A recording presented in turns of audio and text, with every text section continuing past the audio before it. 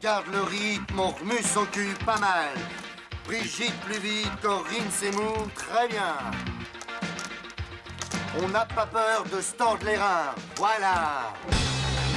Balance man, cadence man, trace la classe. C'est le Bob man.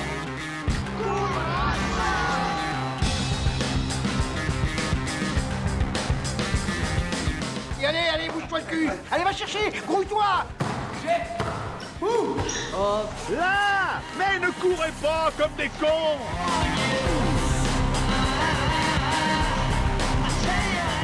Allez, mets un rouge là-dessus! Les gars, vous dormez là ou quoi? Le match il est pas fini, hein? Je crois qu'après avoir vu ça, on peut mourir tranquille. Enfin, le plus tard possible, mais on peut. Ah, c'est superbe. Quel pied! Ah, quel pied! Oh putain! Oh là là là là là là! Affirmatif, il va y avoir du sport, moi je vous le dis. Bonjour à tous et bienvenue dans ce 9e match de Goal Volant. Encore une fois, et comme on dit, une fois n'est pas coutume, nous sommes au studio de Timbre FM sur le 106.6. La radio associative d'Augan qui nous accueille encore et toujours, merci à eux. 9e match, 9, quel chiffre magique. Comme les 9 secondes et 58 centièmes du record d'Usain Bolt sur le 100 mètres de la finale du championnat du monde de Berlin en 2009. Mais également les 2 heures, 1 minute et 9 secondes d'Eliud Kipchoge, établi là encore en Allemagne au marathon de Berlin.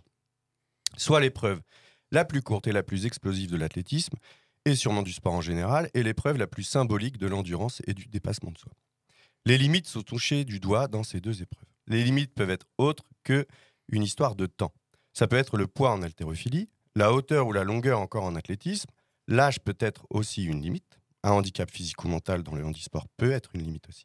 Le plus de backflip ou de tours en l'air pour le skate, la trotte ou le BMX.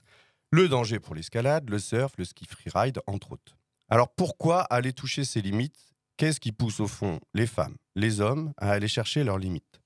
Mais tout d'abord, avant que vous répondiez à ces questions, il faut qu'on sache qui est là.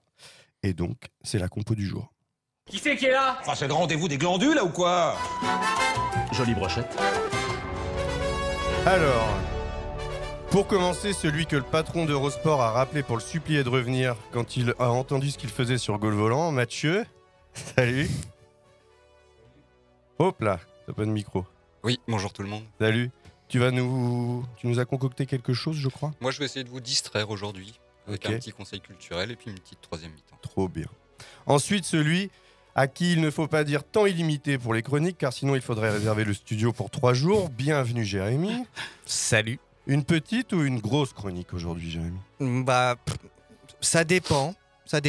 Ok. Ça dépend. Une réponse de Jérémy, ça me paraît plutôt logique. Vient ensuite celui qui, s'il ne fumerait pas, battrait sûrement le record du marathon. Salut Benjamin. Salut Flo. Salut Benjamin. De quoi tu vas nous parler, toi ?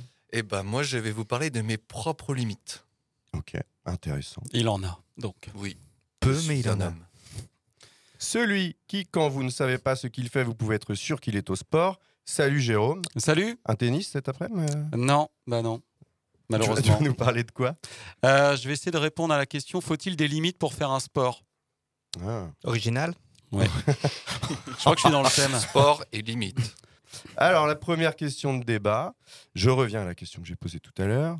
Pourquoi aller toucher ses limites ? Qu'est-ce qui se pousse au fond les femmes, les hommes à aller chercher leurs limites ? Et comme j'ai parlé du sport pro, c'est plutôt autour de ce thème-là, du sport pro, que je vous propose de débattre un petit peu.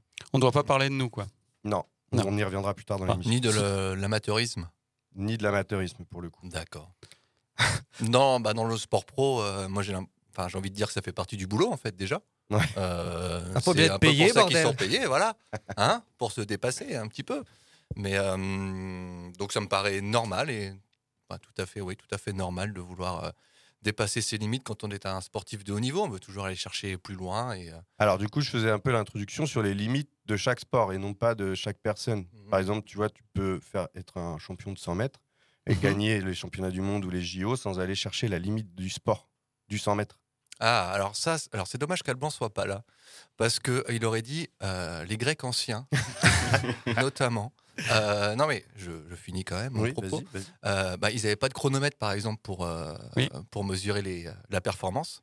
Et donc ce qui était valorisé, c'était la prouesse et pas le record, quoi, et pas la limite finalement. intéressant. C'était de battre les autres plutôt que de repousser les limites de la discipline. Le champion Exactement. était juste, c'est encore le cas d'ailleurs, mais était juste celui qui était le meilleur à un moment. C'est encore le cas, mais maintenant se pose la question des records. Notamment, on parle par exemple du 100 mètres. Est-ce que le record du Usain Bolt sera un jour battu? Ouais, il y a ça aussi. Armand Duplantis au saut à la perche, Ouais. qui a un record, je ne sais plus à combien il est arrivé maintenant, mais qui est assez... 18 mètres, je crois. Non, Oui, c'est un enjeu, en fait, effectivement, de repousser les limites. Avec une limite ultime qui sera atteinte à un moment donné, Voilà. j'imagine. Mais quand est-ce qu'on saura? Quand est-ce qu'on saura? Après, il y a quand même des limites physiologiques. Par exemple, le nombre de calories qu'un corps humain peut dépenser par jour, ça a été calculé, ça, c'est 4000 calories. Okay. Et ça, on sait qu'on ne peut pas dépasser ça. Alors, après, il y a Lance Armstrong, hein. Tu sais. Alors, oui, pas l'oublier celui-là. Hein. Transhumanisme et compagnie aussi. Là, on peut y sans aller. dopage. Mais, non, mais on peut dépasser, mais après, en fait, le corps, il va s'auto-consumer, quoi. Et derrière, un truc intéressant, c'est qu'il y a... S'auto-consumer. Oui. Et comme il dans va South Park. voilà, il va Une combustion spontanée. Ouais, mais il y a quelque chose dans la vie quotidienne, justement, où on est à ce seuil-là. Quelque chose que nous, ici, sur ce plateau-là, on n'aura jamais. Est-ce que vous savez ce que c'est? De l'argent. C'est la grossesse. Grossesse. Pendant la grossesse, eh ben, les femmes sont juste à cette limite-là de 4000 calories par jour. Okay. D'accord, ok. Voilà. Eh ben, on en apprend. Avec un chroniqueur scientifique de talent comme ça, on apprend pas mal de choses. Bon, c'était bien pour cette première question de débat. Je crois que Jérôme, tu vas nous faire ta chronique. Eh oui, c'est à moi. Quel plaisir d'ouvrir le bal. Bien sûr. Alors aujourd'hui, je vais vous parler des limites, parce que c'est le sujet de l'émission. Alors je vous avoue, quand on m'a proposé le thème de l'émission, je voyais pas trop ce que j'allais raconter. Et puis j'ai fini d'écrire ma chronique hier soir. Limite. Comme d'habitude. Alors en fait, pour moi au départ, limite rimait un peu avec borderline, extrême, souffrance. Et en fait, peu pour moi, ces sports où les participants dépassent leurs limites, les sports de fifou, vraiment, c'est pas mon truc, quoi. Moi, j'aime les sports de baballe, les sports de raquettes. Si vous voulez, pour moi, monter sur un escabeau, c'est un sport extrême. Ne rien manger pendant 6 heures d'affilée, c'est Koh-Lanta. Oula, ça va être compliqué pour toi là aujourd'hui. Ah bah oui, je sais pas trop ce que je fous là.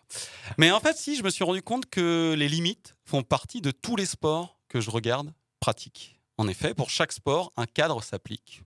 Un cadre qui peut même évoluer en fonction des performances, des besoins télévisuels ou pour assurer la sécurité des sportifs. Alors aujourd'hui, je souhaiterais un peu aider les auditeurs et auditrices qui, comme notre coach Flo nous l'avait révélé lors du match 4, souhaiteraient inventer un nouveau sport. On avait inventé le foot vélo. Waouh. Ouais, attention. Et pendant 15 jours, on avait fignolé les règles. Attention. Les hors-jeux n'existaient pas.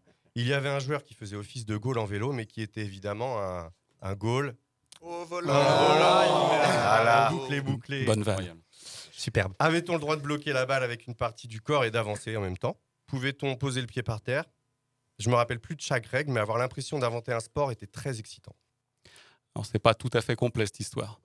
Donc, je vais vous aider un peu si vous voulez créer un sport. Alors déjà, premier point, il faudra déterminer comment se termine le match. Quelle est la limite du match? Alors, pour déterminer la fin d'un match ou d'une course, il y a différentes possibilités. Le temps, le score nécessaire atteint, ou que tous les concurrents aient parcouru la distance et fait leurs différents essais. Alors, si on parle des matchs qui s'arrêtent une fois le temps limite terminé, est-ce que vous êtes capable autour de cette table de me dire combien de temps dure un match de basket? Ah bah oui. C'est 4 cartons, 1 heure. Cartons de 15 minutes. Après, tu veux dire en temps réel ou en temps Je parle du temps, le chrono. C'est ça, quoi. c'est 1 heure. 4 cartons de 15 minutes. Ouais. Un match de hand, Pareil. c'est 4 cartons. C'est c'est demi-temps, quoi. 1 heure, quoi. Vous énervez pas, c'est juste je teste un peu vos C'est vrai que t'as l'air connaissances. un petit peu- Vous êtes agressif sur Ouais, vos il a- sports de référence. Il a mangé C'est la lui, il table. comprend rien de ce que je dis. Un match de foot classique de championnat. 90 minutes. Oh, c'est long, hein. Tellement long. Des fois, ça dure C'est- 120 minutes. C'est de la provocation. Des non, fois, je- ça dure 120 minutes. Des fois, on reste 3 heures dans le stade. Un match de rugby, 80. un match de hockey sur gazon. Oh la vache. 2 fois 40. 70. C'était Secondes. 60. Un match de water polo. Ah, ça doit 60. pas être beaucoup. Ah ouais, parce que ça, c'est fatigant. Ça Ouais. doit être Hyper 40 dur. minutes. 2 demi-temps de 20 minutes. Et ben c'est 32, 4 x 8. 32. 4 tu fois vois, 8. on se moque de moi pour mes 70, mais 32, c'est un peu. Oui. Ah. Un match de volley. Ah bah, il n'y a pas de temps. Oui, ça Ils sont dépend. pas C'est comme le tombés. 3 tennis. sets gagnants. Ils sont pas tombés dans le panneau. Eh ben oui, parce qu'on peut pas savoir, parce que le volley se termine quand un score est atteint, comme les sports de raquettes. Alors en tennis, par exemple, les matchs d'un tournoi du Grand Chelem se disputent en 5 sets gagnants. Est-ce que vous connaissez le match le plus long en tennis? C'est un Mahut. Mahut, t'as le C'est à premier joueur. Wimbledon. Oui. Oui, machin. En Angleterre. Mahut et Isner, non? Mahut Isner en Ouais. 2010 à Wimbledon, 11h et Joli. 5 minutes de jeu. Le score du dernier set 70-68. Putain, on parle de jeu là? Ouais. Oh la vache. Alors pourquoi ce record n'a aucune chance d'être battu? Parce que c'est plus comme ça. Comment ça se passe y a maintenant? plus le- C'est un tie-break. C'est ça? Un super Un tie-break. super tie-break, c'est ça. Ouais, en 10 points à 6-6 dans le 5e set. Donc, à moins qu'il rechange les règles, le record a très peu de chances d'être battu. D'ailleurs, ce super tie-break a remplacé le 3e set chez les amateurs dans un grand nombre de compétitions. Donc déjà, si vous inventez votre sport, il va falloir choisir entre une fin de match au score ou alors une fin de match au temps. Est-ce qu'on aime faire un bloc bas, bloc au milieu, bloc haut, position du ballon haute, joueur écarté, joueur qui rentre, qui écarte. Enfin bref, je suis parti un peu trop loin déjà là, mais... Bon, si c'est trop compliqué, vous pouvez choisir d'organiser une course. Mais pareil, une course, c'est pas si simple. Il faut quand même fixer un peu des trucs, quoi. Par exemple, au Tour de France, est-ce que vous savez combien de temps a le dernier pour arriver après le premier? Ça dépend des étapes. Et ça dépend des étapes. C'est un calcul. Ça, je le savais en plus, le calcul. Le groupe Eto, tout dépend. Tout dépend. De En la fonction difficulté du de l'étape et des coefficients d'école et de C'est tout du ça. temps qu'ils ont mis pour faire l'étape. Voilà. Le premier a mis tant de temps et c'est... je sais plus. C'est un pourcentage en fait du temps du vainqueur en fonction effectivement, comme l'a dit Jérém, de la difficulté de l'étape. Ça peut être de 4 à 20% du temps mis par le vainqueur à ses concurrents pour terminer l'étape. Exemple, si Thibaut Pinot gagne l'étape en 2 heures, ça n'arrive pas. Ça n'arrivera plus. On déconne là.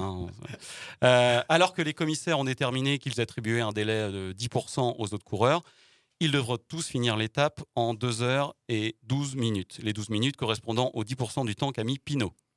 Comment quoi? J'ai rien compris. Oui, c'est pas grave. Bon, alors ensuite, il faut déterminer les limites du terrain pour le nombre de joueurs ou déterminer la limite du nombre de joueurs par rapport au terrain. Donc bien sûr, il y a des sports pour lesquels les dimensions varient énormément. Par exemple, le foot, j'ai appris ça peut aller du simple au double. C'est important les limites. Hein. À nous. Elle est à nous la touche là. C'est lui qui la touche en dernier. Tout ça évidemment à 45 mètres des buts adverses.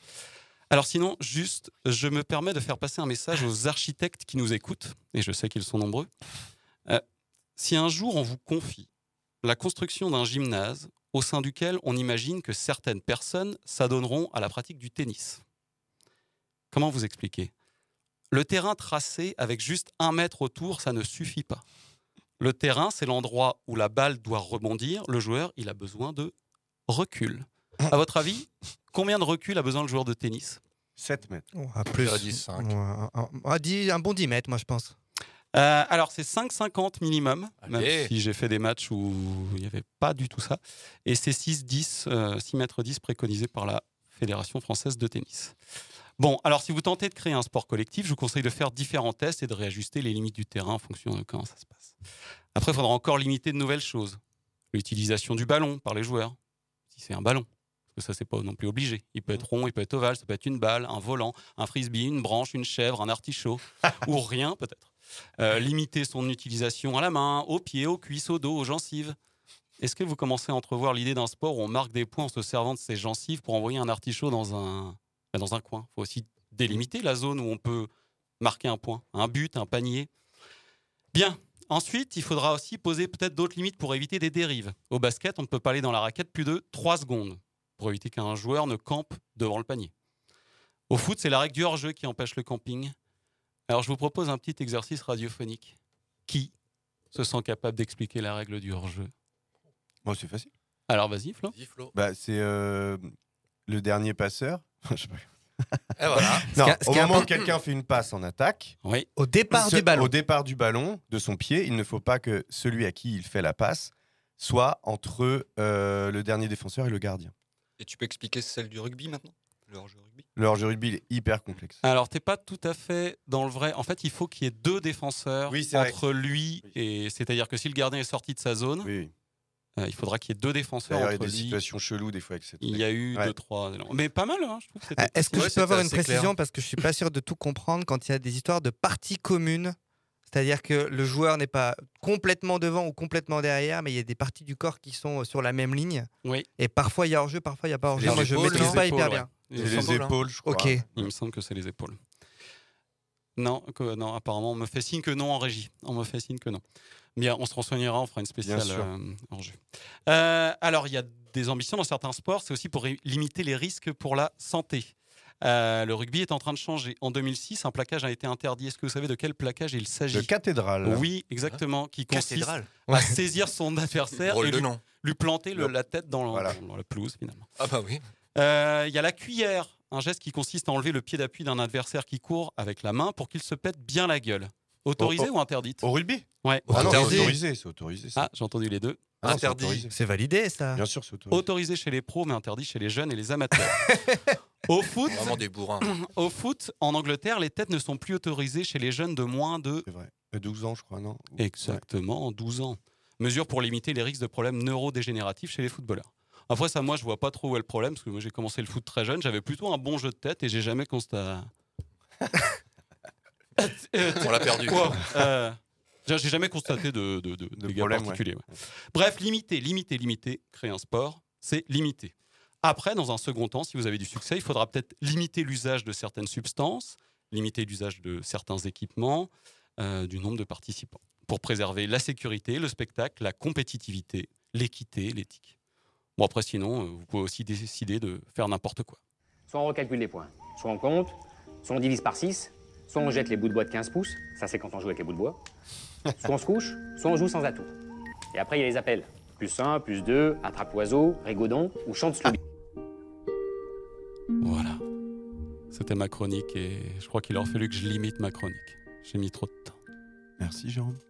De rien. Une petite musique ? Oui, douce pour finir.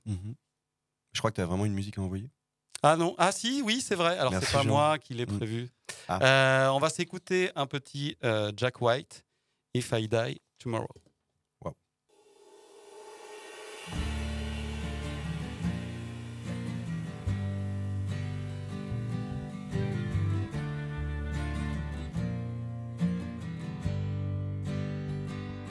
If I died tomorrow, could you find it in your heart to sing? If my mother cries in sorrow, will you help her with the many things that she needs from time to time and day to day? So if I die tomorrow, will you know exactly what to say today?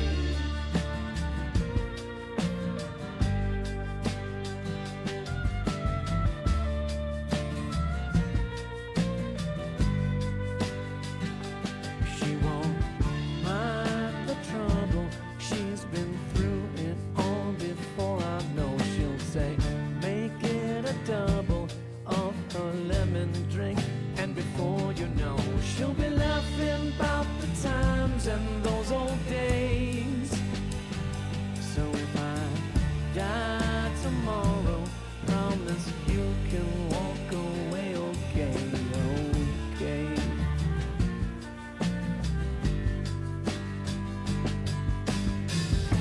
I hate to think about it, so it helps to shout it. And if you could help me out, it would mean so much for my peace of mind. And her heart is careworn, and ever since I was a newborn, I pushed aside this worry for the sake of my life.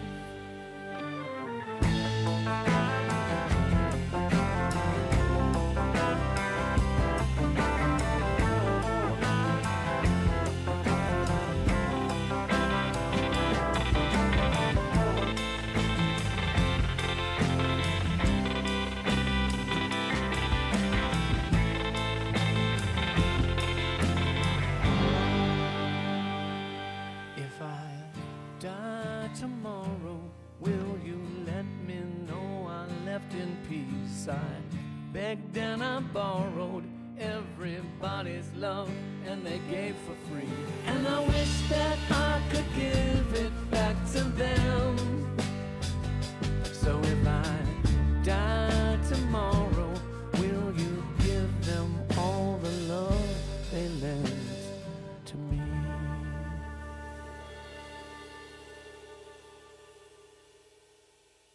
Eh bien, petit morceau de Jack White qui fait du bien.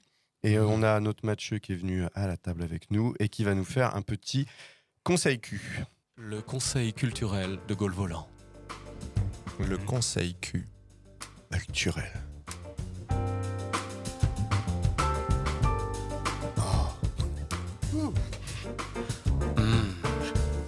Le conseil Q. Oui, ben moi, c'est une série culte que je vais peut-être vous donner l'envie de voir ou revoir aujourd'hui. Une série qui a marqué toute une génération. La mienne, hein, pas la vôtre, vous êtes bien trop vieux, les gars. Une série culte qui va fêter ses 30 ans, mais qui, à mon grand regret, n'est étrangement pas diffusée sur les plateformes de streaming, malgré ses 3 saisons et ses 104 épisodes. Une série qui a suscité mes premiers émois d'adolescent prépubère et qui a probablement déclenché mon attirance toujours vive pour les taches de rousseur. Une série qui a même permis de révéler de jeunes talents du cinéma français, comme Marion Cotillard, Vincent Elbaz ou encore Élodie Bouchez.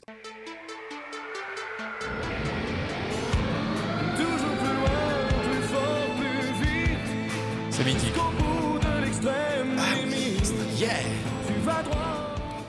Des paroles qui décoifferaient même notre Corentin ici présent, chanté par un Grégory Baquet sous acide, le tout sur un montage bien péchu d'images d'action.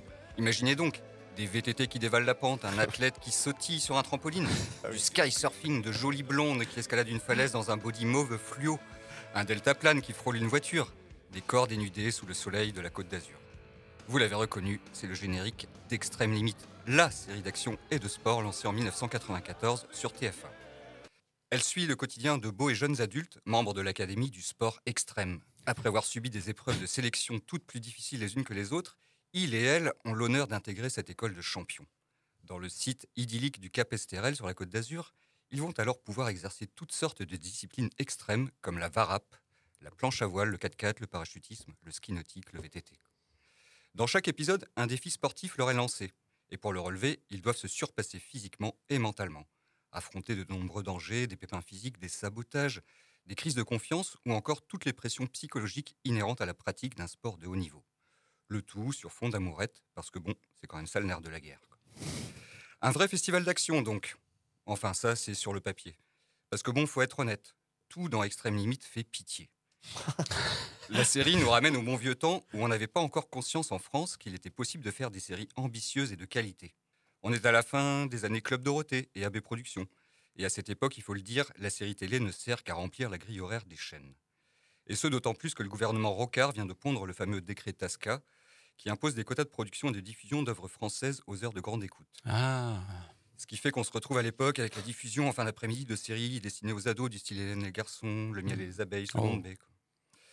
Ouais, c'est justement ça Extrême Limite. C'est plus Hélène et les garçons partant en colo sportif sur la côte que Friday Night Lights. Côté photographie, on est plus dans un bon vieux roman photo de Nous Deux Magazine que dans $1 Million Baby. Tous les clichés sont présents et chaque épisode sombre dans le médiocre et le comique involontaire.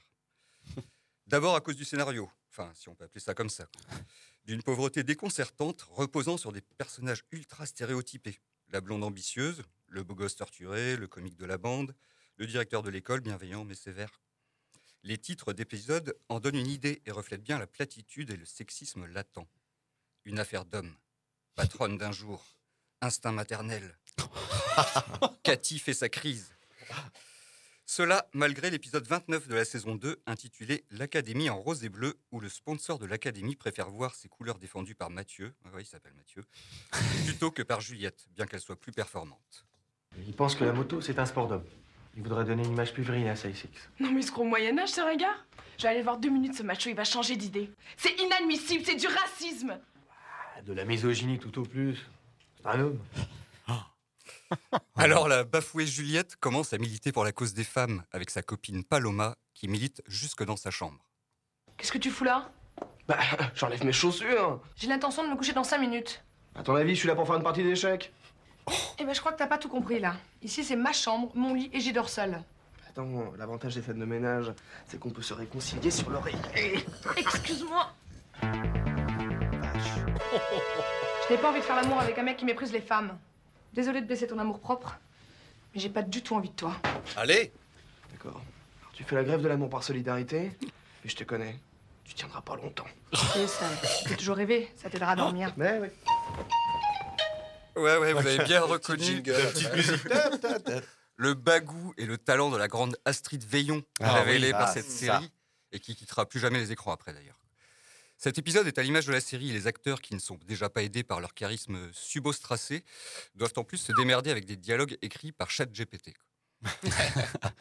Salut, Salut. c'était superbe. Ça fait longtemps que t'es là? 1 heure. Je pouvais plus m'arrêter de te regarder. C'est comme si tu jouais avec les oiseaux. Ça me fait tellement rêver, l'ULM. Oh, cette chute. C'était Marion Cotillard. Non. Il y a quand même une époque où on a exécuté des scénaristes pour moins que ça, je crois. Donc vous l'aurez compris, cette école du sport est aussi et surtout une école de la vie. Car le monde des adultes et le monde du sport ne sont toujours pas aussi vertueux que ce dont ces jeunes et beaux idéalistes rêvaient.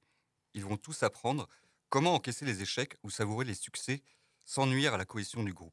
Mais grâce au sens de l'amitié et de la justice de chacun, ce sont toujours la bonne humeur, l'humour et l'amour qui triomphent. Alors, pourquoi Extrême Limite dans notre conseil Q, me direz-vous? Oui.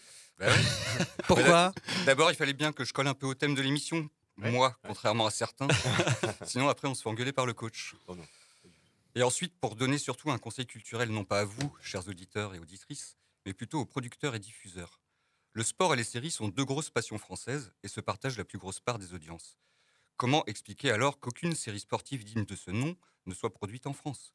À quand un vrai drame qui prendra au triple les fans de rugby ou de cyclisme autant que ceux du bureau des légendes? Et puis, je dois avouer, la raison première de vous parler d'Extrême Limite aujourd'hui, c'était juste pour le petit plaisir coupable de vous mettre en tête pour le reste de la journée ce fameux générique. Toujours plus loin, plus fort, plus vite, jusqu'au bout de l'extrême limite. Merci. Hein. Oh, quel générique. Trop bien. Ça, on est en... C'est pas clair. On est à la radio. On est à la radio. Merci Mathieu pour cette chronique, elle était top. Mais avec plaisir, je vous chroniquerai d'autres séries d'anthologie. Ah bah ça c'est une série d'anthologie, je l'avais oublié moi personnellement. On va passer à Jérémy pour ta chronique, Jérémy.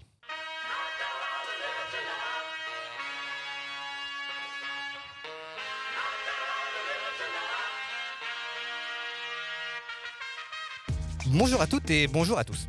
J'espère avant toute chose que vous allez bien. J'ai décidé aujourd'hui de commencer cette chronique de manière enthousiaste, l'esprit léger, sur un lit bordé de joie. Avec un vent d'ivresse et de volupté, bien à contre-pied, je dois l'avouer, des dernières semaines passées. Alors oui, je me dois de le dire en introduction, mon moral n'était pas au beau fixe ces derniers temps. La raison, j'ai essuyé le banc de touche de Gaulle Volant. La faute à quoi, devrais-je vous demander? La faute à qui? T'as pas le temps, me direz-vous.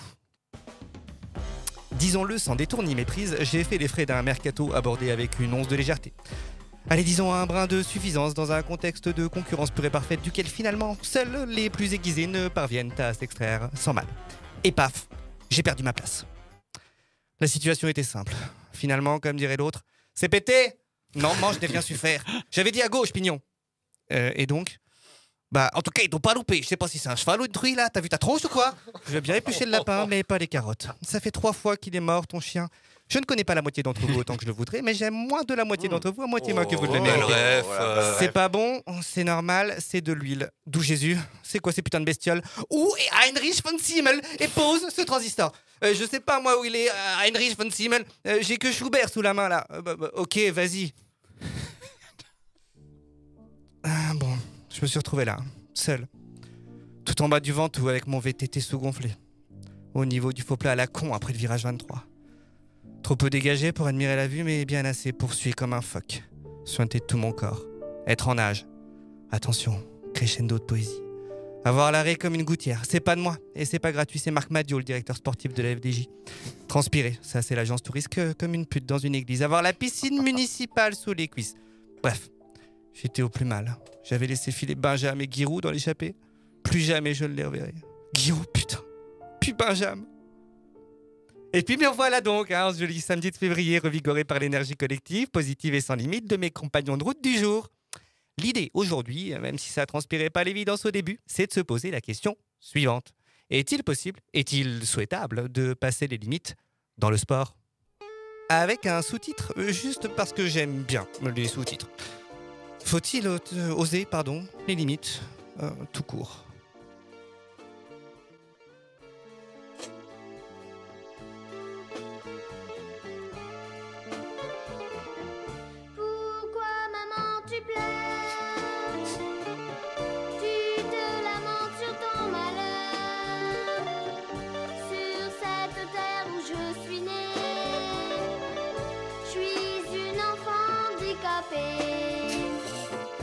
parenthèse. C'est toujours le risque dans ce genre de circonstances. La dernière fois, le coach est arrivé avec l'idée de mettre en place des thèmes dans cette émission afin que nous puissions finalement travailler de manière plus structurée en pensant des séquences de travail. Un dispositif pédagogique somme toute assez classique qui nous permettrait néanmoins in fine une évaluation à la fois formative, sommative et réflexive via une utilisation plus circonstanciée d'un champ lexical et sémantique mieux défini. Il va parler des limites. Et donc à ce moment-là, je me suis demandé est-ce que finalement saupoudrer nos propos d'intervention extérieure un peu limite, pas pour les soutenir, non, mais pour les caractériser. Tel un fil rouge, n'est-il pas quelque part une façon d'aborder le thème des limites dans Gaulle Volant ? Fin de la parenthèse. Allez, passons maintenant à la phase un tout petit peu plus futée de cette chronique. J'ai décidé de vous raconter une histoire, parce qu'une bonne histoire, ça c'est pas gagné, vaut selon moi parfois mieux qu'une fastidieuse étude à la croisée de la science et de la sociologie du sport. Allez, embarquement immédiat pour Yamoussoukro, histoire de se demander, si vous ne l'avez pas encore compris, jusqu'où finalement est-il possible dans le sport de jouer avec les limites. Et pour parler de cela, nous prenons aujourd'hui le chemin d'une anecdote de sport automobile quasiment passé aux oubliettes, mais brillamment raconté par Ambroise Brosselin sur son blog Automotive Press que je salue, et dont les détails se trouvent dans un article du magazine Sport Auto numéro 287. Rendez-vous donc tout de suite au cœur du rallye de Côte d'Ivoire 1985, 985. 4192 km à travers le pays, 50 partants, 8 classés, 85% d'abandon, à croire que c'était fait exprès. Il n'est donc pas très surprenant qu'arrive la chose suivante lors de la 17e étape du rallye de Côte d'Ivoire qui nous intéresse. La voiture de l'équipage Mouton Hertz se met à connaître des problèmes de moteur et doit s'arrêter sur le bas-côté. Très vite, Michel Mouton doit se rendre à l'évidence. Il va avoir du mal à suivre derrière les deux Toyota. Rapidement, l'Audi Quattro numéro 11 de Mouton Hertz dégage une épaisse fumée blanche, symptôme des plus classiques d'une panne malheureusement bien connue. J'ai nommé quelqu'un en studio ? Je suis perdu.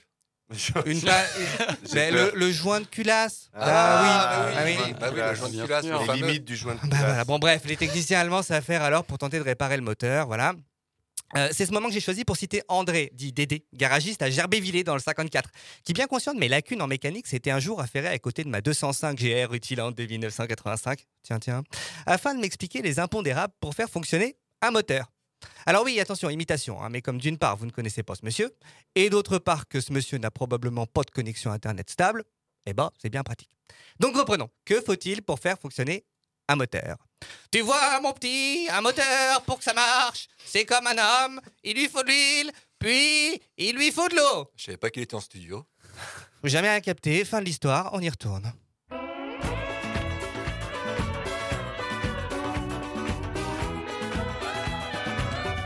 Moi, monsieur, j'ai fait la colo. Dakar, Conakry, Bamako. Moi, monsieur, j'ai eu la belle vie. Autant béni des colonies. Fil rouge. Bref, revenons à nos moutons, Michel. Enfin, Michel Mouton. Enfin, je veux dire, revenons à nos moutons, qui en l'occurrence s'appellent juste Michel Mouton. Ça suit ? Oui. Justement, des rumeurs se mettent à courir quant aux pratiques d'Audi. La Quattro, qui a dû quitter la route, réapparaît 1h23 plus tard au point de contrôle suivant. Et tout paraît fonctionner à merveille. Encore plus étonnant, la deuxième Audi, celle de l'équipe Brown Fischer, ne passera jamais ce point de contrôle. La marque arguant d'une défaillance mécanique. Alors, à l'arrivée, la Quattro numéro 11 porte bien le numéro 11, mais plusieurs points de détail amènent à penser qu'il s'agirait en réalité de la voiture numéro 4, celle de Brown Fischer. Le pare-brise sur la Quattro numéro 11 à l'arrivée ressemble effectivement fortement à celui de la voiture numéro 4 sur lequel était apposé un autocollant facilement identifiable. Normal, l'antibuée était hors service et les pare-brises ont été intervertis, dira Audi. Le problème est en tout cas suffisamment pris au sérieux par le collège des commissaires sportifs qui ordonne une enquête. Et la surprise, tout est conforme. Mais en fouillant un petit peu les rapports, on se rend compte qu'un élément pouvant évidemment être considéré comme un prérequis n'a pourtant pas été vérifié. Le numéro de châssis. Mais alors, est-il possible de maquiller aussi bien une voiture de course comme dans GTA 3 jusqu'au plombage normalement infalsifiable en si peu de temps ? Absolument impossible, affirment de concert les commissaires techniques Jacques Chambon et André Lafontaine. Vous me voyez venir. Enfin, peut-être pas. Enfin, peut-être. Eh bien non, cette petite histoire n'a pas de dénouement. Et quand on y regarde de plus près, est-ce vraiment un problème ? Mais alors, quel intérêt de vous raconter aujourd'hui une sombre histoire sans fin de pseudo-triche non avérée dans le cadre d'un rallye il y a près de 40 ans ? Oui, voilà. Merci de le dire, quand même. Eh bien, en fait, parce qu'on est, selon moi, dans un cas de figure où justement tout se joue si l'on dézoome un peu. Ça vient, Jérôme, ça vient. Parce qu'il ne s'agit en fait que de cela. La question des règles et de leur transgression nous ramène aux règles du jeu cette fois. Et d'ailleurs à la difficulté d'affirmer l'existence d'un lien systématique entre sport et jeu. C'est Isabelle Queval, philosophe maîtresse de conférences à l'université Paris-Descartes, qui nous en parle dans son article « Faire du sport, est-ce jouer ?» Ainsi, je simplifie largement le propos. Elle nous explique que certaines pratiques compétitives sont des jeux au sens strict, le tennis ou le rugby par exemple, et que d'autres, comme le parachutisme ou la plongée en apnée, ne le sont pas. Le sport est jeu lorsque certaines conditions sont réunies. Au-delà des sports qui sont par définition des jeux, le sport est un jeu parce qu'il est, et cela permet de faire le lien, voire de lancer le débat avant la prochaine thématique, un mode d'être compétitif, où l'on calcule temps et distance, compte les points et désigne un vainqueur.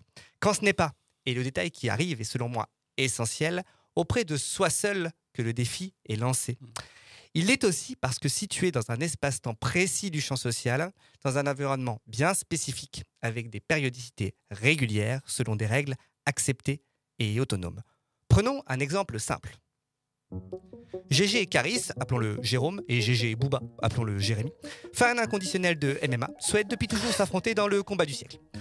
Problème, Jérémy, malgré le fait qu'il mange des pâtes au beurre tous les jours, ne pèse que 50 kilos quand il fait froid. Jérôme est pour sa part plus proche des 88 kilos quand il fait chaud. La semaine avant la pesée, Jérôme a une idée. Il se rase la barbe et les cheveux et ne boit ni ne mange pendant 7 jours.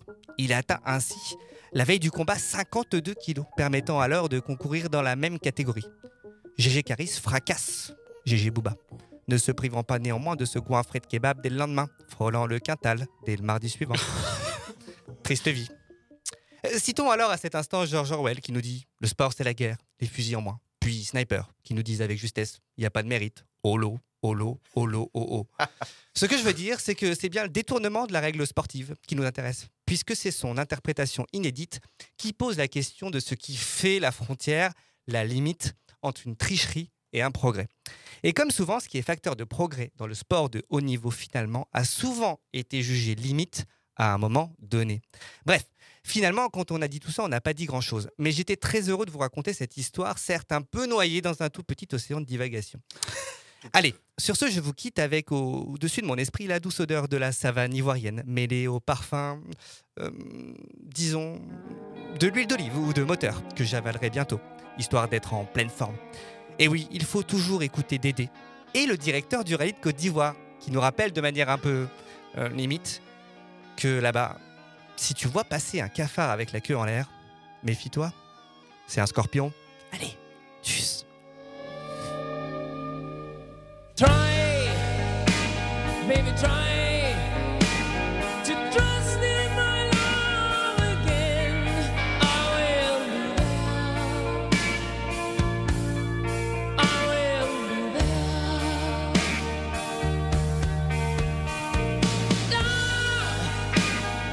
Love, just shoot every thought away. I will do that. I will do that.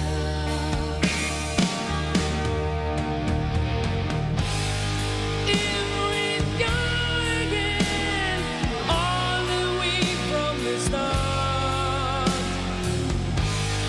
I would try to change things that killed our love. The brightest building wall, so strong that I can't get through. Is there really no chance to start once again? If we go again, all the way from the start, I would try to change things that kill our love. Yes, I've heard your pride, and I know what you've been through. You should give me a chance. This can't be the end. I'm still loving you.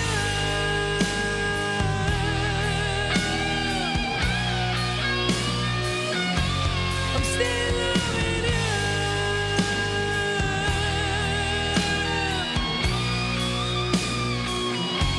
I'm still loving you.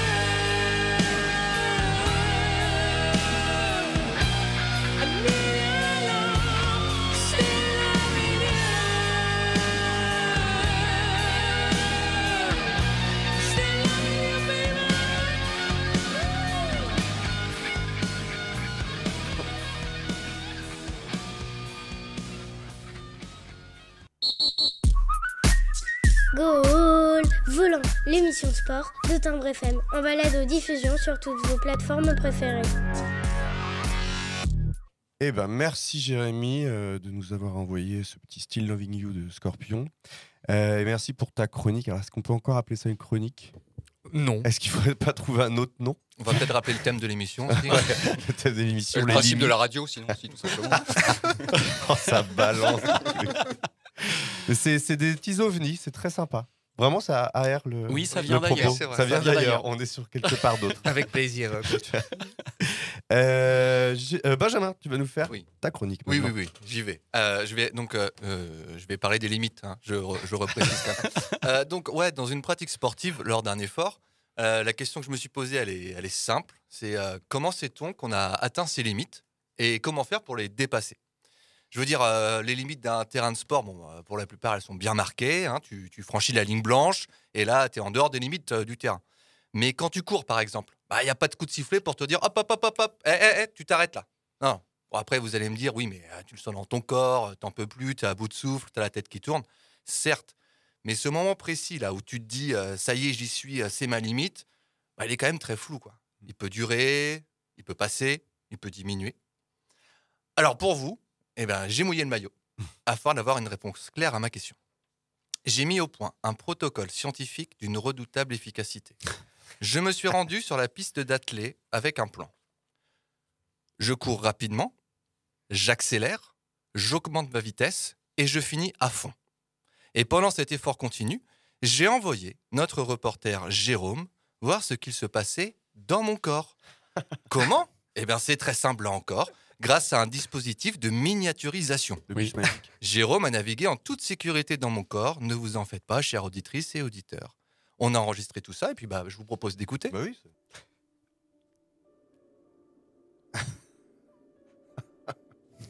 Nous sommes dans le système auditif de Benjamin, en direction du cerveau, où je pense trouver quelqu'un qui nous expliquera ce qu'il se passe actuellement dans ce corps.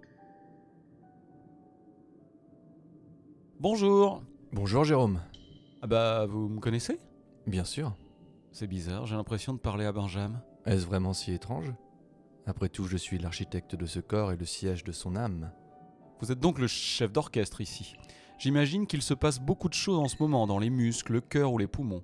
Pourriez-vous nous expliquer ce que vous avez mis en place pour soutenir l'effort de Benjamin ? Mais comme vous êtes là, je vous propose d'aller voir directement. Nous circulons actuellement à travers certains capillaires. Ils se sont dilatés pendant cet effort afin d'augmenter le débit sanguin. Nous irons plus vite. A l'inverse, les vaisseaux des organes au repos, comme l'intestin ou les reins, se contractent. Vous avez mis en route une machine complexe. Qu'est-ce qui circule autour de nous ? Les globules rouges. Ils s'adaptent aussi ? Oui, afin de libérer plus d'oxygène. Peut-on augmenter leur nombre ? On peut, à l'aide de certaines vitamines, ou en allant en altitude, ou en prenant de l'EPO. Nous arrivons au poumon. C'est gigantesque, n'est-ce pas ?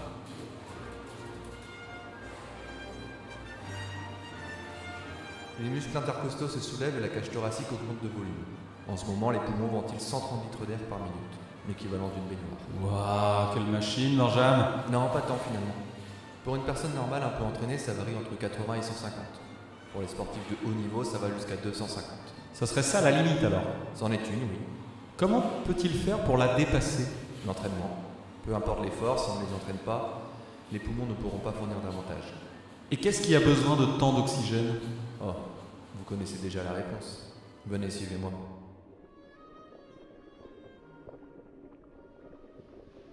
Voici les quadriceps. Ce ne sont pas les seuls muscles sollicités en ce moment, mais ils illustrent bien ce qu'il se passe. Les muscles augmentent leur consommation d'oxygène en le captant davantage dans le sang. Ici, Benjamin est passé de 0,7 ml d'oxygène par minute et par kilo de muscle à 50 ml. Il l'a presque décuplé. Oui, mais il n'ira pas plus loin, à moins de s'entraîner une fois de plus. Les athlètes de haut niveau se situent à 85 ml. Ok pour les muscles, où va-t-on maintenant ? Attendez. Ils ont aussi besoin d'énergie. Au repos, cette énergie est stockée par le biais d'une molécule, l'ATP. Mais pendant l'effort, ces stocks diminuent très rapidement. Il faut donc aller prendre de l'énergie autre part, le glucose par exemple. D'où l'intérêt d'une bonne hydratation et d'une bonne alimentation. Et en dernier recours, il faudra produire de l'acide lactique. C'est ce qui se passe actuellement. Benjamin doit commencer à ressentir des brûlures et de la fatigue dans ses muscles. C'est ce qu'on disait, c'est le ressenti qu'on a lorsqu'on frôle nos limites. C'est un bon indicateur en effet. Venez, allons maintenant vers le moteur de tout ça. Voici ma pièce maîtresse, le cœur. Écoutez comme il bat. Ça va très vite en effet. Fréquence cardiaque maximale. Il ne tiendra pas longtemps. C'est dangereux de rester dans cette zone. Les athlètes essayent de rester au seuil, un peu en dessous. Il ne peut pas la dépasser ? Non. La fréquence cardiaque maximale dépend de l'âge. Pour Benjamin, elle est aujourd'hui de 185.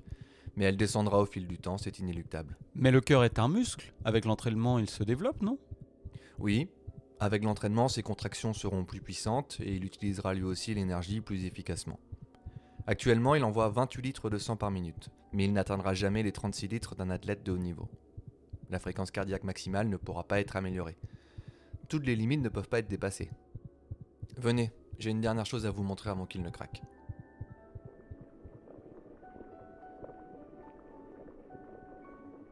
Nous sommes de retour à la case départ dans le cerveau.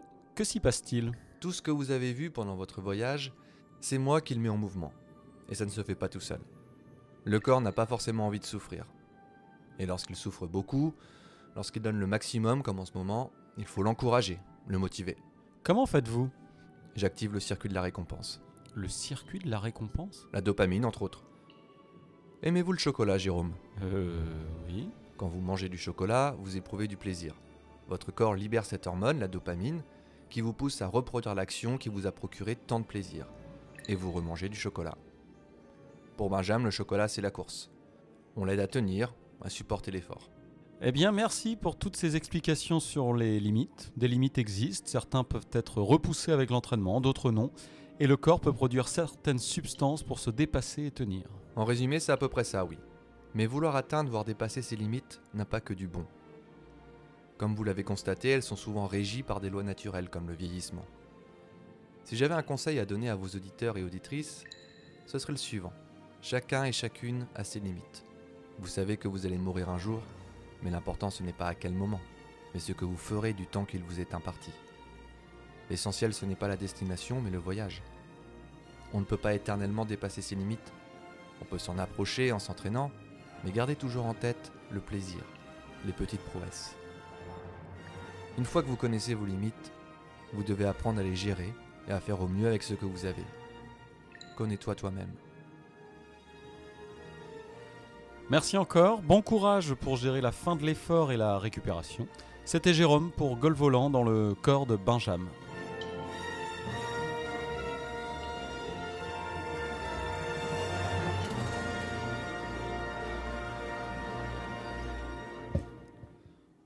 Voilà, j'espère que vous avez apprécié le voyage dans mon corps. C'était génial.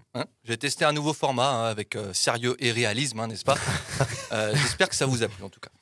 Non, plus sérieusement, si vous voulez vraiment connaître vos limites, faut vous entourer de vrais médecins et faire un test à l'effort, calculer votre VO2 max, des choses comme ça. Et puis après, vous saurez tout. D'ailleurs, je pense que c'est important de le savoir. Et j'irai même plus loin. Comme ça a été dit dans le reportage, je pense qu'il ne faut pas forcément chercher à dépasser ses limites. Je vous donne juste 2 arguments rapides et puis je vous laisse la parole. On a bien vu ce que ça amène dans le sport de haut niveau. Le dopage, le recours à des opérations, des injections. Et puis même aujourd'hui, on commence à aussi parler, à évoquer des choses comme le transhumanisme, avec cette image un peu de cette vision de l'athlète robot. Donc ça, c'est mon premier argument. Et le deuxième, ça sort un petit peu du cadre purement sportif, mais je trouve que dans notre société, il y a cette injonction à toujours se dépasser, se donner à 200%. Et on voit aussi ce que ça donne, les burn-out, le mal-être au travail, etc. Moi, je revendique un petit peu un droit à la paresse. Voilà. C'est pas quelqu'un qui a sorti un livre Lafargue. Alors, Paul faut-il, Lafargue. pour vous, vous êtes d'accord avec moi? Est-ce qu'il ne faut pas dépasser ses limites? Ou est-ce que vous pensez qu'il faut les dépasser?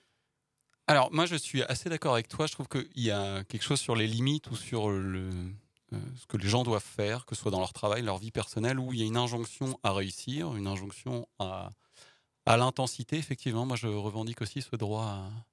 Toi, tu parles plus de la vie quotidienne? Je parle d'un peu tout. Je parle sur le sport, il faut avoir un objectif. Enfin, je pense que les gens qui faisaient de la course à pied il y a 30 ans n'étaient pas forcément dans les mêmes démarches que les gens qui font de la course à pied aujourd'hui. Aujourd'hui, tout le monde mesure ses performances. Je pense qu'avant, il était plus question de... Flo ? Je trouve que c'est un peu bizarre comme question parce que dans le sens où les limites, on ne les connaît pas tant qu'on n'y va pas non plus. Donc il y a bien un moment quand même où en tout cas, il faut qu'on essaye au moins de les atteindre. Oui. Tu vois ? Jérém ?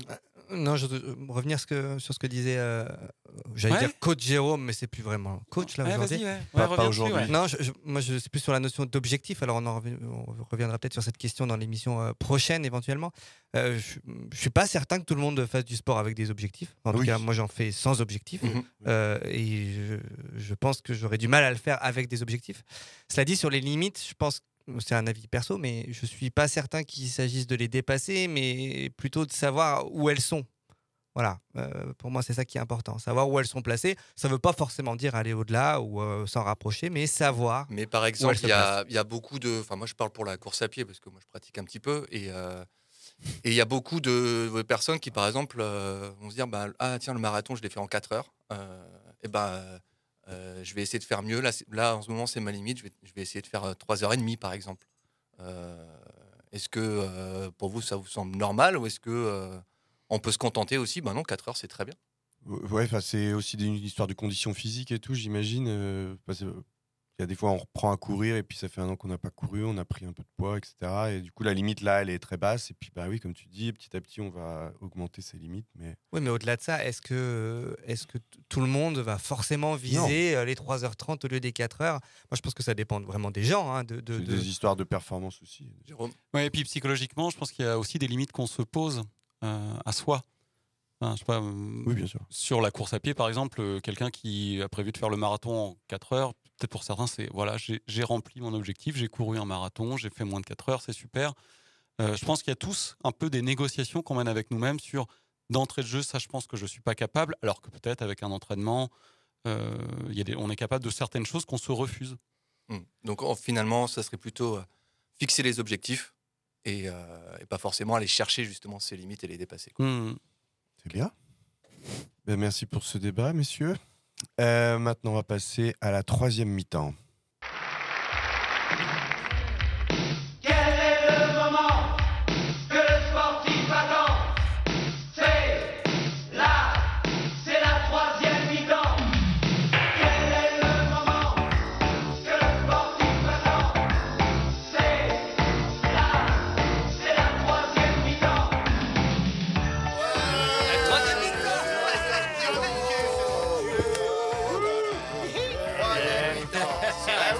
Va chercher le pack de bière. Et c'est toi, Mathieu, qui nous a concocté cette 3e mi-temps. Ouais, je vais essayer de rester dans le thème encore. C'était pas facile de faire une 3e mi-temps qui reste dans le thème.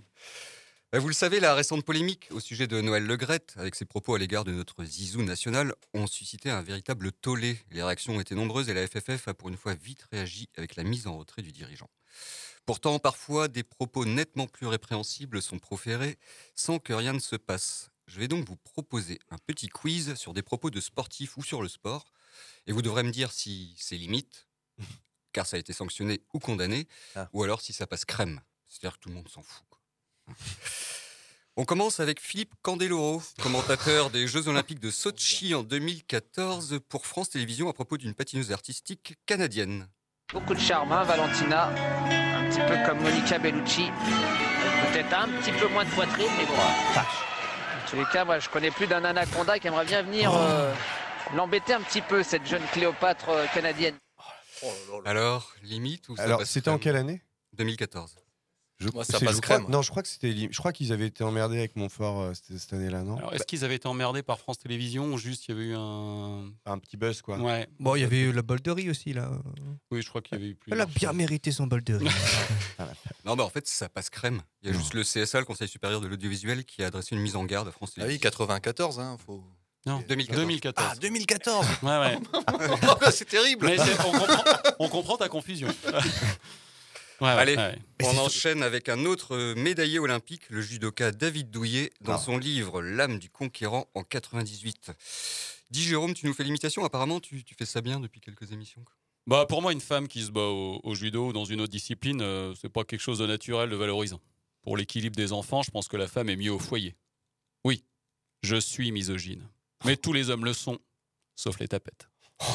Mais quel gros con, quoi. C'est dans un bouquin. C'est écrit noir sur C'est écrit, ouais. Bah non, ça s'est passé, puisque je vois pas pourquoi. Ah, quoique, il y aurait peut-être eu un. Ouais, c'est passé, ça passe. Ouais, crème. c'est passé. Ça a juste été condamné par Roselyne Bachelot en 2011. Ah, si ça a été condamné par Roselyne savoir, Bachelot, autant tout dire va qu'il bien. s'est rien passé. Mais sans savoir que ses propos venaient d'un mec du même gouvernement qu'elle. Ah oui, parce que ça, il était pas dans le mal. On continue dans la poésie. Le 31 octobre 2009, Montpellier s'incline 2-1 contre Auxerre en division 1 de football. À la sortie du match, Louis Nicolin, président du club de Montpellier, s'en prend au milieu de terrain bourguignon Benoît Pedretti. C'est dommage ce soir parce que je pense qu'un petit match nul, mais enfin, ils ont été meilleurs. Pedretti a tout commandé sur le terrain. Mais celui-là, quand il va venir à la moisson, on va s'en occuper. On va s'en occuper. Non, je ne parle pas de l'arbitre, parce que l'arbitre a fait son travail et tout, mais lui, c'est une petite tarlouse. Alors, Je crois Ça, vous savez, non? C'est triste. Je crois qu'il a eu un match ou deux de. Pas le Et droit des d'être sur tiges le un banc, peu à tout ça. faire ou que... C'était un peu trop limite, ouais. Nicolin a été condamné par le Conseil national de l'éthique à 2 mois ferme d'interdiction de toute fonction officielle et 2 mois avec sursis. Notre loulou national a d'ailleurs par la suite reçu plusieurs fois le titre de macho de l'année, décerné par le collectif Les Chiennes de Garde. Mérité. Étonnant. Autre propos bien gerbant. Beaucoup de membres de l'équipe de France de football, n'est-ce pas? Le sont parce qu'ils ont été l'objet de naturalisation, de complaisance. On recrute trop facilement des étrangers qu'on naturalise. De Sailly est né au Ghana. Martine, c'est binational portugais, n'est-ce pas? Ayant opté pour la nationalité française pour pouvoir faire partie de cette équipe, Lamouchi est tunisien, né en France. Loco, congolais, né en France. Zidane, algérien, né en France. Madar, tunisien, né en France. Tu vas être bloqué après. Djorkaeff, arménien, né en France. Jeanne, au secours. Donc vous l'avez reconnu à la voix. Marine Le Pen. Il s'agit de Jean-Marie Le Pen. Dans une interview à François en 2016. Alors ses propos limites ou... 2000. Ouais, enfin, ça passe pas au niveau de la. Non, il a été condamné. Il a été condamné. Ah, pour ça, il a été condamné. Je crois, non? Non, pas du tout. Ah non, c'est pas Au niveau de la gorge, au niveau de la gorge, ça ne passe pas. C'est limite. Juste quelques indignations politiques par-ci par-là, quoi. Puis depuis, l'extrême droite en a fait son fonds de commerce lors de chaque compétition de l'équipe de France. Bon, allez, foot toujours. En 2019, Manchester United élimine le PSG en 8e de finale de la Ligue des Champions. Après la rencontre, Patrice Evra se lâche dans une vidéo postée sur Snapchat. Paris, vous êtes des pédés! Vous êtes des pédés! Je le dis! Ah oui, ici c'est des hommes qui parlent! C'est beau, hein, Pitié, c'est ce beau. mec. Il me fait pitié. Alors, Limite, non, ça passe. c'est limite, je crois que ça a été. Non? Ouais, il a été emmerdé. condamné en février dernier, il n'y a pas longtemps, à une amende de 1 000 € pour injure homophobe. 1 000 €, oui. Ouais, il a payé 1 500 € de dommages et intérêts aux associations Mousse et Stop Homophobie. Mais On salue. c'est étonnant, dans son bouquin, il parle justement des joueurs homosexuels qui n'osent pas avouer leur homosexualité. Enfin, il prend leur défense, il dit que c'est dommage et tout. Et bon, je sais pas s'il compense. Il a peut-être pas tout compris. Je sais pas, ouais. Spécial, Ouais. hein. Un peu spécial. Allez, une autre perle, en version originale cette fois-ci, pour montrer qu'à Gaulle Volant, on est bilingue. Avec Carlo Tavecchio, le président de la Fédération de football italienne, qui avait déclaré en 2014 ceci à propos de Paul Pogba. Au petit Pogba est venu quoi? Petit Pogba est arrivé ici, et avant il mangeait des bananes. Aujourd'hui il joue titulaire en Serie A. Vous avez vu, hein, on a des moyens maintenant à Gaulle Volant pour doubler. Le mec savait qu'il était enregistré là? Ah oui, c'était une conférence de presse. Limite. Enfin, en Italie, je sais pas. Oui, oui. Alors pour nous c'est limite, mais ça a été limite pour pas mal de gens aussi. Ouais. Ouais. Il a été suspendu 6 mois par l'instance ouais. disciplinaire de Ok. l'UEFA. Nous sommes maintenant en 2019 pendant un match de Ligue 1 entre Strasbourg et Reims avec la réaction du consultant de Bein Sport, Daniel Bravo. Oh oui, je me souviens de Après celle-là. le but de l'attaquant capverdien Nuno da Costa. Il a de belles stats quand même, hein. 6e but, 5e passe, 5 passes décisives, c'est pas mal pour un noir. C'est pas mal pour un noir. Non, mais c'est le contexte, faut remettre dans le contexte aussi. Bon, lui, il a été. Si, il a dû avoir. Non, rien du tout, ça passe crème. Juste des excuses sur Twitter de la part de la chaîne, mais Ouais. même pas de lui. Pas de suspension d'antenne? Non, ni rien du tout. Ah ouais. Allez, on change de sport parce qu'il y a quand même pas mal de foot. Hein. Ouais. Avec le tennisman Michael Liodra en 2012 au tournoi d'Indian Wells. Il a lancé à l'encontre d'une spectatrice un peu trop brillante un fameux putain de chinoise. Alors Pas drôle, je Tu peux le faire en anglais, parce que c'est en anglais. Fucking Chinese. Si, il a dû être. Oui, il a dû prendre un peu cher. Ouais, c'était un peu limite. Il a écopé d'une amende de $2500 par l'ATP. Oh, mais surtout, ça va quand même. Ouais, surtout après, il s'est excusé avec un fabuleux. J'aime les Chinois, je peux tout à fait faire l'amour à une Chinoise. Véridique. Quoi Oh là là là. Il coche toutes les cases en même Ouais, temps. parce qu'on va pas oublier quand même son lui, je le croyais pas. Son Roland Garros 2011 où il s'était plaint à l'arbitre marocain avec un beau. On n'est pas au souk ici, hein. On ne vend pas des tapis sur un marché. Ah oui, il y a tout quoi. Il coche tout. Bingo. Gros coup aussi, ouais. Formidable. Bingo. Et c'est lui qui commente. C'est lui qui est consultant pour France Télévisions tous les ans. Ouais. Allô, Tranquille. France Télévisions, allô. Allez, on repart de nouveau en version originale en Angleterre avec John Inverdale, commentateur sportif de la BBC, qui s'exprimait en 2013 au sujet de la tenniswoman Marion Bartoli. Je me demande si son père, qui a évidemment été la personne la plus influente dans sa vie, lui a effectivement dit quand elle avait 12, 13 ou 14 ans, « Écoute, tu ne seras jamais, tu vois, un canon. Tu ne seras jamais comme Sharapova. Tu ne feras jamais 1m80, tu n'auras jamais de longues jambes, donc tu dois compenser ça. » La grande classe. Oh là là. C'est pas Ça, limite. ça, je pense que ça passe. Ça a dû passer. Ouais. Ouais, juste des plates excuses de la part de la BBC. Bon, allez, pour finir, cette réaction d'un supporter français qui n'est pas passé inaperçu à l'encontre de l'équipe turque de Fenerbahçe. D'accord. On peut pas jouer au foot là. Mais on met des artistes, on met des bouchées en face. Des bouchées pour parler des Turcs quand même. C'est terrible, limite. C'est cliché, Corentin. Merci à tous pour votre participation.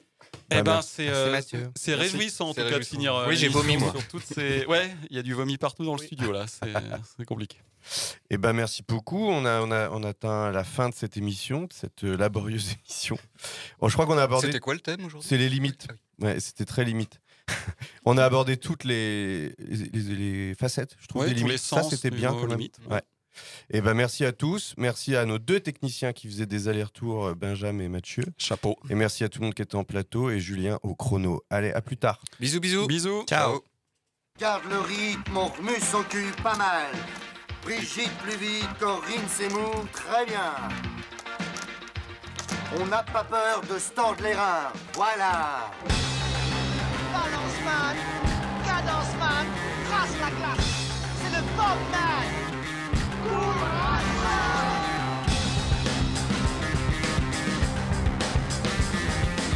Et allez, bouge-toi le cul. Allez, va chercher, grouille-toi.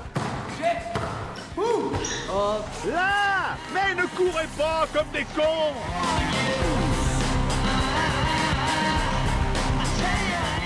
Allez, mets un rouge là-dessus. Les gars, vous dormez là ou quoi? Le match il est pas fini, hein. Je crois qu'après avoir vu ça, on peut mourir tranquille. Enfin, le plus tard possible, mais on peut. Ah, c'est superbe. Quel pied. Ah, quel pied. Oh, putain. Oh là là là là là là. Affirmatif. Il va y avoir du sport, moi je vous le dis.